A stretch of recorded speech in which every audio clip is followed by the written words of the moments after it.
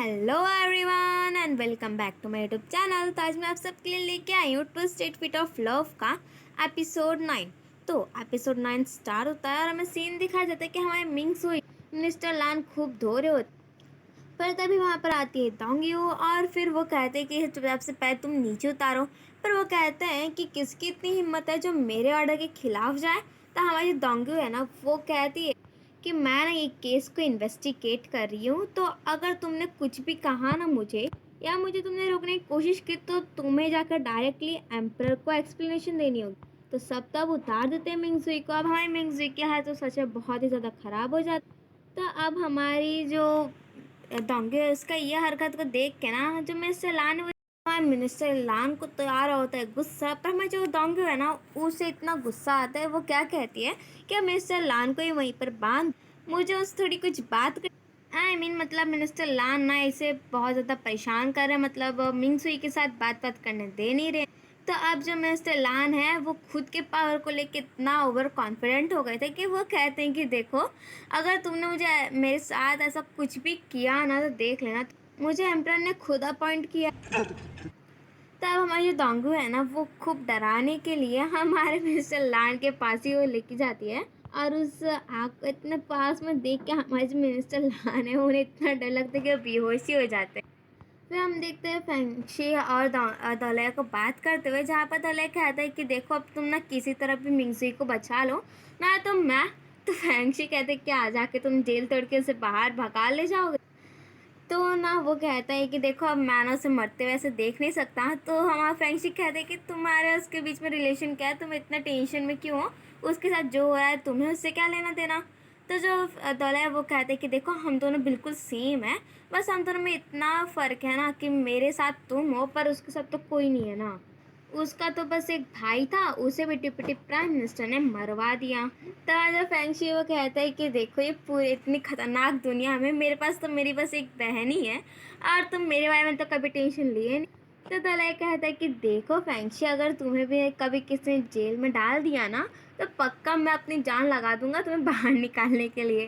तो फिर वो कहता है कि अच्छा तो क्या तुम मुझे कर्ज दे रहे हो, मैं तुम्हारी बात नहीं सुन रहा इसके लिए। एंड हम देखते हैं मिंगजुई और हमारी दोंगी को बात करते हुए, जहाँ पर ना हमारी मिंगजुई कहती है कि देखो मैं तुम्हें पहले जितना भी मतलब परेशान किया, मेरी वजह से तुम्हें कितनी भी टेंशन हुई, पर कोई बात नहीं, अब मैं उस सबको ना सब ठीक कर दूँगी, उसके बदले में पे कर दूँगी। दोंगी कहती है क्या तुम्हारा मतलब है कि, पर तभी मिंगजुई कहती है कि वो क्या है ना कि मेरे पास तो मैं सिर्फ भाई था, इसके लिए मैंने तुम्हें ऐसा मतलब वहाँ मुझे बोलना पड़ा, नहीं मेरे भाई को भी वो लोग मार दे। और कहते कि मैं भी ना अपने भाई के मरने के टाइम पे मैं भी मरना चाहती थी, पर मुझे बस ये बात का गिल्ट था कि मैंने तुम्हारे साथ इतना बुरा किया तो कम से कम मैं तुम्हें हेल्प तो कर दूँ, तो इसकी वजह से मैं जिंदा थी। अब मेरा वो गिल्ट भी ख़त्म हो गया, तो अब मैं आराम से मर भी सकती हूँ। देन हम देखते हैं फेंगशी और दौलह को, यही बात दौलह भी बोल रहा होता है हमारे फेंगशी को कि वो भी मरने वाली थी अपने भाई के डेथ के दिन ही, पर वो सिर्फ तो दोंगी की वजह से ही जिंदा थी। और उसने उस दिन मतलब डोंगी को बचाने के लिए खुद के ऊपर इतने सारे स्कार्स बना। और फिर हम देखते हैं फिर से जेल का सीन, जहाँ पर मिंगसी कह रही होती कि देखो अब तुम मुझे बचाने की कोशिश बिल्कुल भी मत ही करना, नहीं तो हमारे जो फेंगशी का जो भी एफर्ट था ना वो सब खराब हो। तो डोंगी कहाँ मानने वाली थी, वो तो बोलते कि देखो हम दो के दोनों जिंदा ही रहेंगे। देख फिर हम देखते हैं कि सुबह सुबह हमारी जो डोंगी पहुँच जाती है फेंगशी के पास। तो वो कहती है कि देखो तभी हमारा फैंसी जो है वो गेस करता है और कहता है कि अच्छा तो अब तुम्हें मेरी हेल्प चाहिए मिंगजुई को बचाने के लिए। तो कहती है हाँ, क्योंकि मैं नहीं चाहती कि जो क्राउन प्रिंस वो मेरी वजह से स्टेट अफेयर्स में इन्वॉल्व और तो और वो सीधे साधे भी तो जो फैंसी वो कहते हैं क्या एटीट्यूड है तुम्हारा एहसान मांगने के। तो हमारी जो दोंगे वो कहती है कि देखो तुम मुझे जब बचा सकते हो भी एम्परर के सामने से, तब मुझे जहाँ तक पता है तुम तो मिंगजुई को भी बचा ही लोगे और कोई ना कोई प्लान तो होगा। तो फिर जो हमारे दोंगे वो कहते कि देखो अगर तुमने उसे बचा लिया ना तो तुम जो बोलोगे मैं वो करने के लिए तैयार हूँ। तो कहता है कि अच्छा जो मैं बोलूँ। एंड देन हमारा जो फ्रेंड जो घूर के देखता है और उसके बाद कहता है कि देखो मैं तुम्हें एक बात बता दूँ कि तुम ना एम्परर के सामने ही मेरी हो गई थी, तो अब मुझे लगता नहीं है कि मुझे अपनी गर्लफ्रेंड को ऐसे कोई भी हेल्प करने के लिए कोई कंडीशंस की ज़रूरत भी हो। तो उसके बाद जो हमारा फेंगशी है ना, वो पहले दवाई निकालता है, मतलब वही वाला जो हमारे डोंगियों ने उसे दिया था, और वो कहता है कि देखो, ये जो दवाई है ना बहुत ज़्यादा काम करती है, अगर तुमने इसे लगा लिया तो तुम्हारा जो चोट है ना वो बिल्कुल ठीक हो। तो हमारी डोंगी कहती है कि देखो, मैं तुम्हें एक बात बता दूँ कि जो मेरा चोट है ना वो पहले से ठीक हो चुका है, तो मुझे लगता नहीं कि मुझे इसकी ज़रूरत भी हो। तो फिर वो कहते हैं कि चलो क्यों ना हम लोग थोड़ा जाके मस्ती वस्ती करने के लिए थोड़ा स्ट्रीट पे चले, बाहर घूमने के लिए। तो डोंगी कहती है कि तुम्हारे पास क्या कोई काम नहीं है जो तुम ऐसे ही घूमने चलो। तो जो फेंगशी है वो कहता है कि देखो, अब सब के सब जितने मिनिस्टर्स हैं ना, उन सबका हमारे रिलेशनशिप पर डाउट हो रहा है, तो हमें उन्हें ऐसा तो करना चाहिए, इतना तो शो ऑफ करना चाहिए ही ना कि हम लोग कम से कम हाँ रिलेशन में हैं। और फिर वो उसे मिंगजुई के नाम से डरा देता है कि अगर उन लोग को पता चलेगा कि ये सब फेक था ना, तो वो लोग मिंगजुई को छोड़ेंगे नहीं। अब फिर हम देखते हैं कि ये लोग ना आराम से जाके अपना बात बात कर रहे होते हैं, पर हमारी जो डोंगे वो कोई भी दुकान पे जाती है तो फेंगशी कहता है कि बहुत ही ज़्यादा अच्छा है, तो वो ना उसे छोड़ छाड़ के वापस दूसरी दुकान पे चली जाती है। अब जब वो देख रहा है फेंगशी कि अब डोंगी उससे बात तो कर रही है नहीं, तो इसके लिए वो क्या करता है कि जाके ना जब से अम्ब्रेला लेके आता है और वैसे ही खोल। तो फिर हमारी जो डोंगी वो कहती है कि ये तुम क्या कर रहा है, मैं उसका हाथ हाथ पकड़ लेता। तो फेंगशी कहता है कि मुझे ही पता है कि तुम्हारी जो बॉडी है वो पानी से ही बनी है ज़्यादा से ज़्यादा, तो अगर तुम्हें मतलब अब तुम्हें पानी और तुम्हें अब सूरज और फिर ज़्यादा ज़्यादा आग से बचाना ही होगा ना, इसके लिए देन हम देखते हैं कि जो क्राउन प्रिंस और जो मेड है वो भी सब ये बात देख रहे होते हैं। तो फिर वो जो मेड होती है वो कहती है क्या मैं डोंगी को बुलाऊं, तो कहते हैं कि नहीं, इसकी कोई ज़रूरत नहीं है। तो फिर वो कहती है अगर आप बुलाओगे ना तो पक्का डोंगी मना नहीं करेगी। तो क्राउन प्रिंस कहते हैं कि ऐसी भी बहुत सारी ऐसे बहुत सारी चीज़ है जिसे हम फोर्सफुली तो कर नहीं सकते। देन हम देखते हैं कि जो फेंगशी है वो हमारे डोंगियों को ज़्यादा कहीं तो नहीं, वही शो दिखाने के लिए लेके आया था। तो फिर अब हमारी जो डोंगी है वो कहती है कि अच्छा, तो ये दिखाने के लिए तुम मुझे कहते कि बहुत ज़्यादा इंटरेस्टिंग है। तो फेंगशी कहता है कि ये पूरा का पूरा थिएटर ही वो ख़रीद लेता है, कि आज के लिए पूरा का पूरा उसने ही बुक कर लिया है। तो वो कहती है डोंगी कि तुम्हें पता, ये मुझे ही पता है कि तुम बहुत ज़्यादा रीच हो, तो इसका मतलब ये थोड़ी कि तुम अपने पैसे की पावर इन लोग पे दिखाओगे और बचकानी हरकत तुम्हें करनी नहीं चाहिए। और फिर हम देखते हैं कि जो शो चालू होता है और हमारी डोंगी वो शो को देख के ना उसे इरियो की याद आ जाती है, क्योंकि वो ना उसके साथ बैठ के शो देखा करती।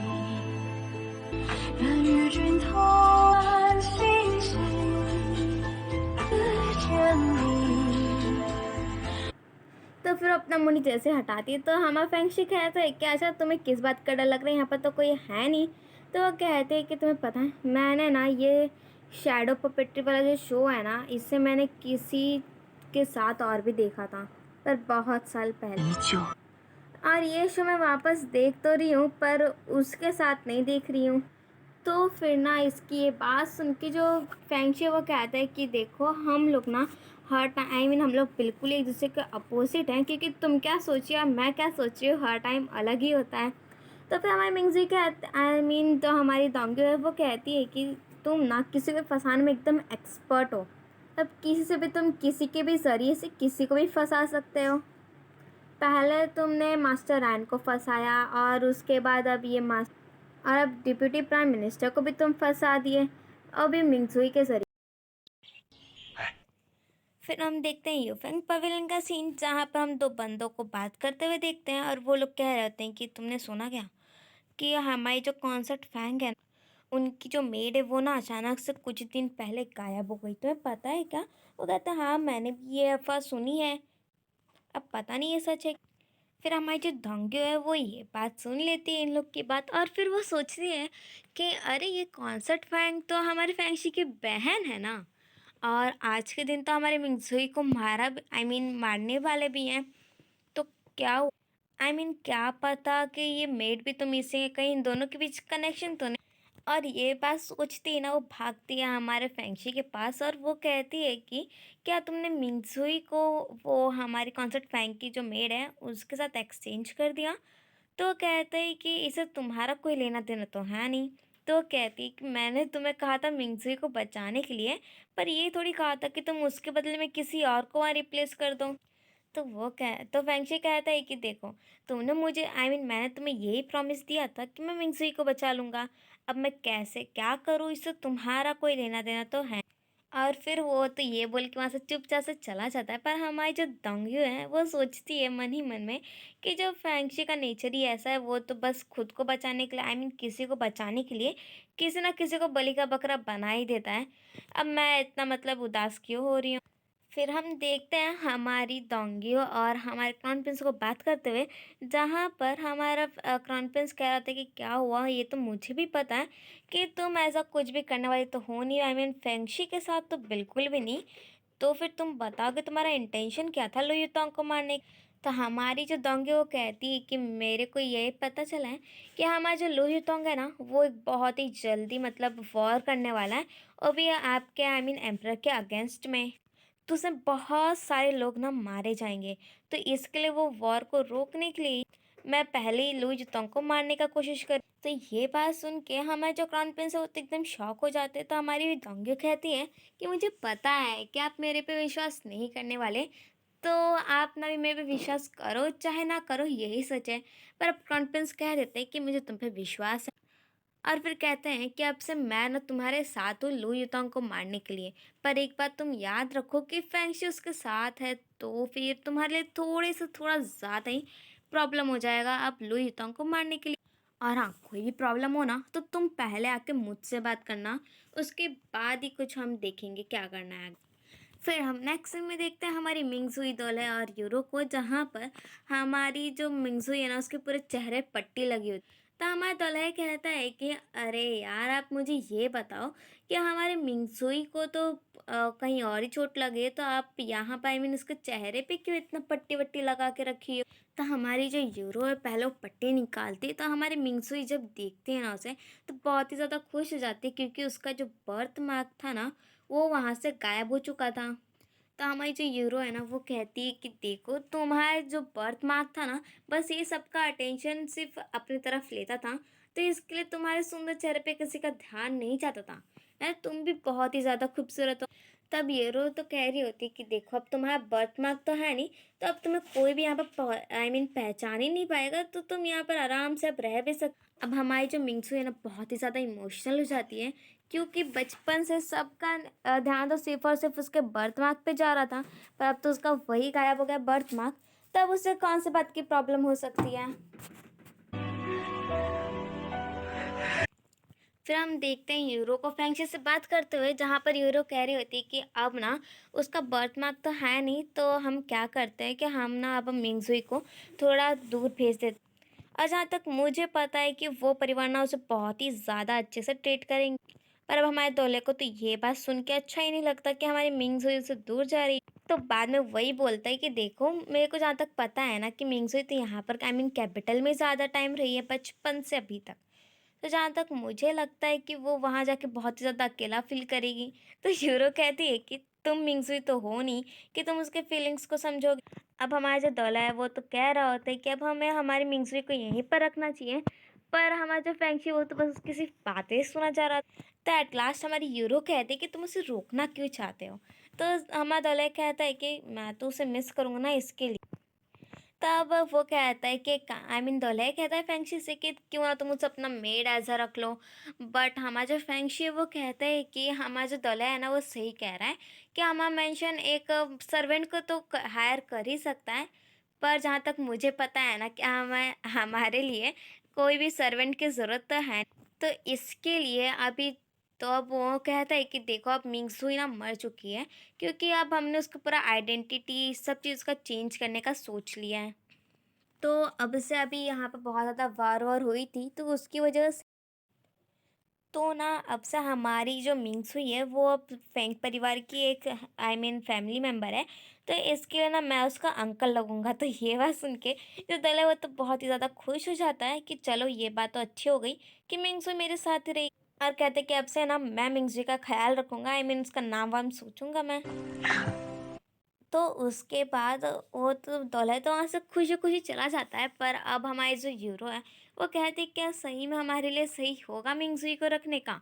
तो जो हमारा फेंगशी है वो कहते कि हाँ, बिल्कुल। और देखो ना ये हमारा जो दूल्हा है तो मुझसे कभी-कभी कुछ-कुछ माँगता है, तो मैंने उसकी अब की बार हेल्प करी तो इसमें क्या होता है? देखो बेचारा कितना खुश है। अब हमारा जो दूल्हा है वो भागते हुए जाता है मिंगजुई के पास और कहता है कि तुम्हें पता है मैं तुम्हारे लिए नाम सोचने के लिए आया हूँ। और जो फेंगशू उसने अग्री कर लिया कि तुम भी अब हमारे साथ रहोगी। तो वो कहती है कि सच में तो ये बात तो बहुत ही ज़्यादा अच्छी है। तो हमारा दूल्हा कहता है कि देखो अब हमारे जो फेंगशी है ना वो मेरी बात इसलिए मान गया क्योंकि अब तो वो तुम्हारा अंकल लगेगा। तो इसलिए ना ये सब तो चलता ही रहता है, मैं तो उससे कुछ भी फ़ेवर माँग सकता हूँ। तब हमारे जो फेंगशी है ना आई मीन अब हमारा जो दूल्हा है ना, वो हमारे आई मीन मिंगजुई के लिए एक नाम सोचता है ज़ी युआन। तो ये बात सुन के तो वो भी खुश हो जाती है कि क्या सच में बहुत अच्छा नाम है। फिर हम देखते हैं हमारे फेंगशी और यूरो को बात करते हुए जहाँ पर फेंगशी कह रहा होता है कि यूरो देखो तुम जब से मेंशन में आई हो तब से हम लोग तुम्हें एज अ मैडम ट्रीट कर रहे हैं, तो तुम ये सारा काम सर्वेंट पे क्यों नहीं छोड़ देती? तो हमारी जो यूरो कहती है कि ये मैं अपनी मर्ज़ी से कर रही हूँ, तो इसमें ना तो मुझे लगता नहीं है कि किसी और को ब्लेम करने की ज़रूरत भी है। फिर हम देखते हैं हमारे क्राउन प्रिंस और सबको बात करते हुए जहाँ पर जो मेड होती है वो कहती है कि आपको कुछ अजीब नहीं लगा कि जब हमारे लुई युतोंग पे हमला हुआ तब वो आराम से बच गया, बस उसके कुछ सोल्जर्स को ही अटैक आई मीन कुछ घायल हुए हैं, तो आपको ऐसा नहीं लग रहा कि ये लोग पहले से प्लान व्लान करके रख। और तो और हमारा जो मिनिस्टर है ना वो यानलू, वो भी ना बहुत ही ज़्यादा मतलब इतना अमीर हो गया, ऐसा लगा जैसे एक मेंशन वेंशन भी खरीद लिया है। और जितने उसके सैलरी पे बेस्ड है उतना तो अफोर्ड कर नहीं सकता। तो अब हमारे जो क्राउन प्रिंस है वो कहते हैं कि एक बात बोलूँ तुम्हें, मुझे जहाँ तक लग रहा है ना कि अब हमारे यानलो मिनिस्टर का पूरा का आई मीन अच्छे दिन ना अब ख़त्म होने वाले, क्योंकि अब वो जैसे एम्पर को चीट कर रहे हैं, अगर किसी को भी ये बात पता चल गई और अगर ये बात लीक हो गई ना तो उनकी पोजीशन तो हाथ से चली जाएगी, साथ ही साथ वो कैपिटल में बैन भी हो जाएंगे। अब हमारे जो क्राउन प्रिंस है तो समझ में आता नहीं है कि वो क्या करे, तो कहते हैं कि अब मुझे खुद भी नहीं पता कि हम लोग जो भी एक्शन ले रहे हैं इससे किसे फ़ायदा हो रहा है। फिर हम देखते हैं मार्किस डिंगयान को जहाँ वो बात कर रहे होते हैं अपने बॉडीगार्ड से और कह रहे होते हैं कि देखो अब भले ही एम्प्रर ने मतलब मुझे आने जाने के लिए आई मीन मैं मेंशन से जो रेस्ट्रिक्शन लगाए थे कि अब मैं नहीं निकल सकता बिना परमिशन के, वो तो अब हटा दिया है। पर जहाँ तक मुझे पता है कि अब ब्लू यूतोंग कैपिटल से एकदम आराम से चला गया बाहर, अब उसकी पावर भी बढ़ जाएगी। और जो फेंगशी है वो अब एम्परर का ट्रस्ट जीत चुका। हम ही लोग हैं जिससे कुछ भी नहीं फ़ायदा तो हुआ नहीं पर नुकसान ज़रूर हो गया हम लोग का, आई मीन हम लोग का पोस्ट नीचे गिर गया। और अब ये सोच लेते हैं कि अभी पक्का फेंगशी से बदला ज़रूर ही लेंगे। और इसी के साथ हमारा episode 9 of twisted fate of love यहीं पर होता है ख़त्म। Thank you, bye bye.